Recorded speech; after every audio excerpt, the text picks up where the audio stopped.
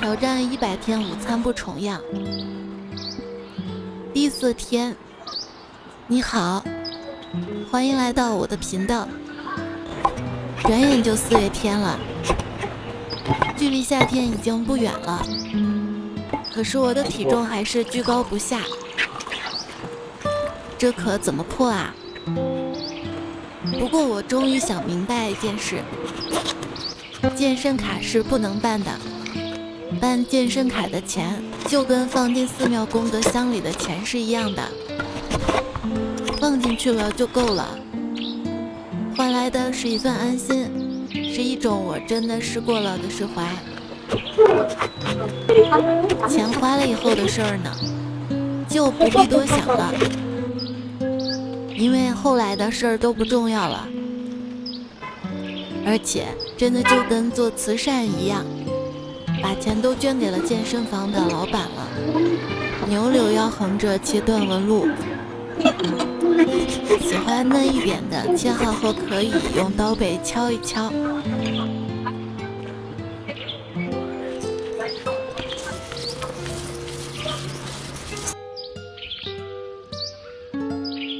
淀粉不要给太多，抓匀后再加适量食用油，这样炒出来的牛柳会更嫩。我女儿做作业特别慢，有一天放学回来就开始写作文，过了半个钟头，我问她：“你写了多少啦？”写了1点。我心想行吧，总比一个字没写来的好。然后拿起来一看，真的就只写了1个点。我是觉得这么小的小孩子让他写作文确实挺残忍的。小时候有些事儿特别费解，家长总是让你好好学习，一旦学了什么有用的知识回来跟他们观点不一样了，又说你个小孩懂个屁，我立马就傻了。后来我发现关键不在于谁掌握了正确的知识，关键看那个知识是谁花钱买来的。别花的钱，别说错了那就是错了。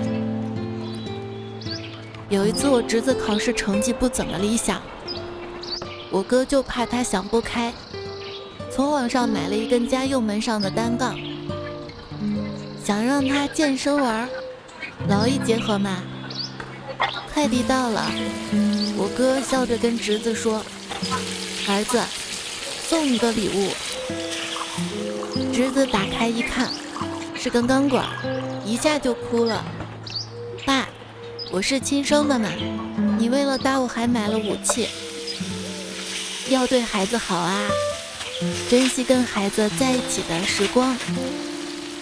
童年是人生的一部分，你能参与一个人一生1/5的时光，是多么荣幸的一件事情啊！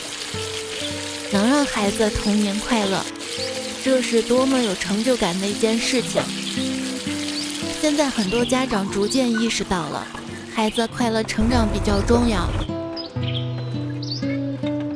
昨天在广场上看到一对双胞胎特别淘气，不停地在追逐打闹，旁边他爸玩手机，抽空抬头看一看。我就跟他爸说：“你这对双胞胎真淘气啊，平时带着肯定特费事儿吧？”这时只见他爸脸色煞白，抬头到处看，并且说：“老三跑哪儿去了？老三呢？”我小时候跟小朋友玩，玩着玩着就忘了时间了，一看我的天哪，都8点了，就慌了。然后跟我一块玩的小伙伴就跟我说：“我们别着急回家，现在就回家的话，爸妈一定会骂我们的。但是如果我们到10点、11点回家的话，爸妈一定会为我们安全到家而高兴的。”结果回到家见到爸妈都在麻将桌上，根本也没空理我们，他们就知道玩。黄花鱼这样煎出来真的很好吃，我家小妹最喜欢了。热锅冷油下牛肉，慢慢把牛肉划开，翻炒至差不多断生就捞起来，千万不要炒太久了。父母的言传身教特别重要。小时候爸爸妈妈吵架，一旦说了脏话都会转身告诉我这是外语。直到我小学第一天上课，老师就问同学们，你们谁会讲外语呀？然后我就举手了，然后就是然后了。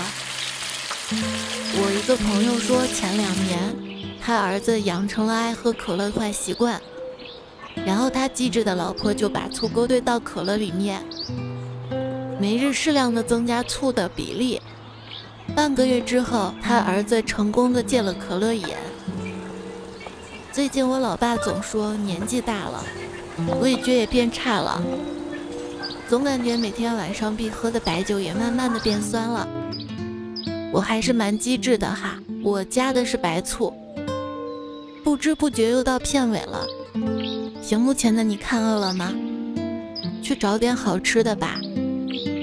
离开前记得点赞订阅哈，多多点赞多多发财，记得下期不见不散。